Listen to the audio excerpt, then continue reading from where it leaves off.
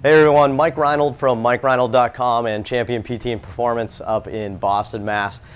Today I wanted to share a quick little video about some pearls on stabilizing the scapula when either assessing for overhead shoulder mobility or even performing stretching or soft tissue work or whatever it may be with the shoulder.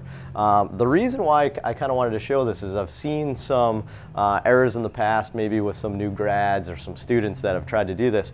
We talk a lot about how when you're trying to assess overhead mobility, you should stabilize the scapula when you're coming up overhead. That's a pretty common thing that we teach and we show people how to do it. Sometimes, however, I've seen a few people do it incorrectly, and I'd say the most common way that we see that is people for some reason like to take the scapula with the palm of their hand and press down towards the table to stabilize.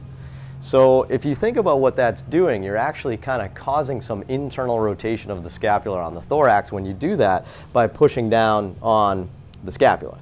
So remember, we're trying to assess overhead mobility. We want to do that as quickly and cleanly as we possibly can.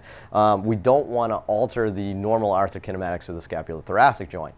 So what I'm going to do to stabilize is, rather than push straight down, is I'm actually going to just use my palm of my hand, slide my fingers underneath his scapula right here, so that way I can push into his thorax and stabilize while I come up. Okay, so just like a simple little technique, a simple little pearl that you can do to kind of, change a little bit of your hand position when you do any type of maneuver where you want to stabilize the scapula.